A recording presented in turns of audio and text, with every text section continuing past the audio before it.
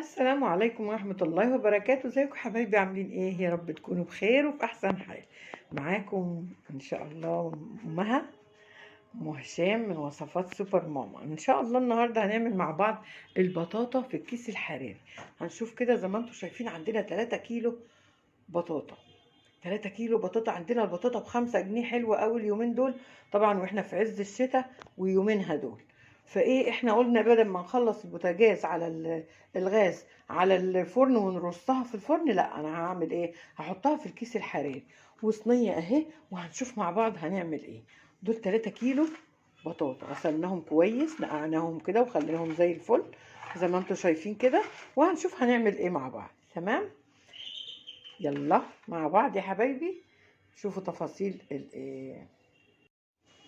وزي ما انتم شايفين كده يا حبايبي حطيناها في الكيس الحراري اهو، مرصتهم. حتى في زياده هنخليها للمره الجايه، دول المره الجايه.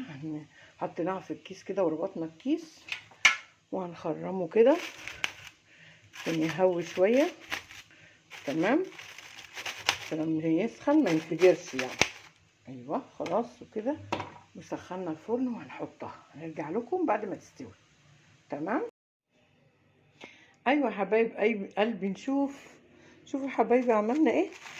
نص ساعه بس، علشان طبعا شايفين، وخلي بالك بحرص طبعا وانت بتفتحي الايه ال- ال- اللي هو الكيس الحراري، عشان طبعا فيه دخان وكده يفضي في ايديكي على طول. انا ببقى دايما بفتحها كده ايه بالسكينه. سخنه جدا دلوقتي، بتهيألي باين دلوقتي ان هي سخنه خالص اهي. لما نفتح بس عشان نرحمها كده، ربنا يرحمنا جميعا. زي ما انتوا شايفين كده، زي ما انتوا شايفين يا حبايبي، نقلناها اهو. طبعا ايه، ولا يعني يا يجي نص ساعة يا ما يجيش نص ساعة بالايه في الفرن. تمام يا حبايبي، زي ما انتوا شايفين بقى جميلة ازاي، بسم الله ما شاء الله.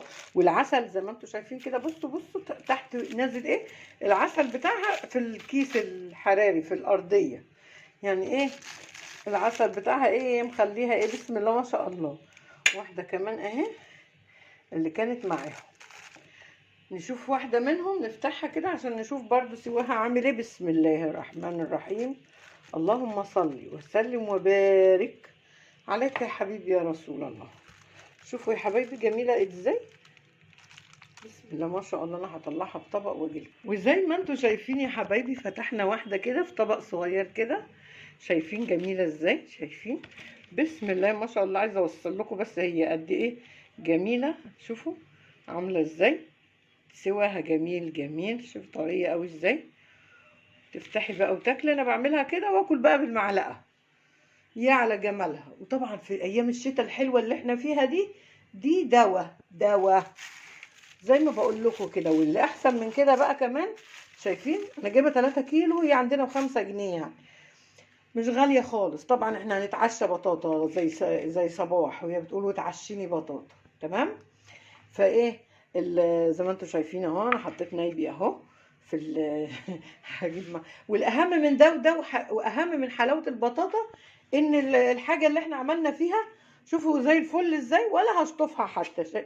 شايفين زي الفل، الصينيه زي الفل، ولا اي حاجه خالص حصلت فيها، لا اتحرقت ولا اتعملت ولا اي حاجه. وفي الاخر كيس اهو من اللي هو كيس حراري من ده كده، من الصغير مش الكبير اللي فيه 5 يعني، بتاع الفرخه العاديه.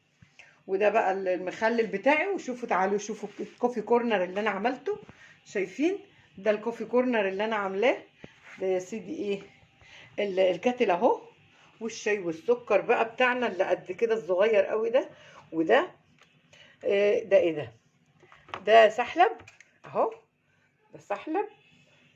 وده كمان، ده طبعا الكوفي كورنر بقى، والحاجات اللي هي ايه. عملت حاجه بسيطه خالص، رحت عامله الركنه الناحيه دي كلها للشاي والقهوه والحاجات، لغايه اللي هي بتاعه القهوه اهي. دي لو عملنا حاجه سخنه وبنصفيها، والمعالق فوق اهي. والبتاعه اللي هي الرفوف دي كانت عندي واديتها ابيض، خليتها ابيض. ودي مجات اهي، ومجات تانية اهي. وده المج بتاع الدكتور هشام ابني حبيبي، ان شاء الله اشوفه دكتور باذن الله، دور هشام ده الدكتور هشام. تمام. وعليها دكتور كمان اهو. ربنا يبارك لي في عمره يا رب. فرحني بولادي يا رب ان شاء الله، قولوا امين. ان شاء الله. وطبعا الكاتل الصغير بتاعي، وطبعا الكوفي كورنر عجبكم ولا لا؟ يا ريت يقولوا لي في التعليقات الكوفي كورنر بتاعي عجبكم ولا لا. تمام.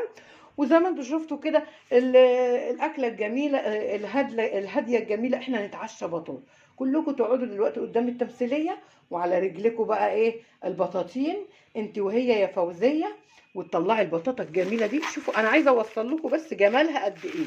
شايفين الجمال؟ شايفين؟ الله اكبر، الله اكبر. شايفين العسل بتاعها عامل ازاي؟ شايفين واصل لايه؟ شايفين السوا بتاعها جميل ازاي؟ مش مهريه قوي من جوه، لا ده تمام، حلوه قوي قوي على الاكل على طول. يا ريت بقى كل واحده عندها شويه بطاطا 2 كيلو ولا بتاع، تغسلهم وتظبطهم وتحطهم في الكيس وتعمل وصفه ام هشام. ويا ريت بقى اللي يوصل لهنا يعمل لي لايك والاشتراك الجميل وتعليق منكم جميل جميل لأم هشام. هكون مبسوطة قوي بيه إن شاء الله. بحبكم في الله.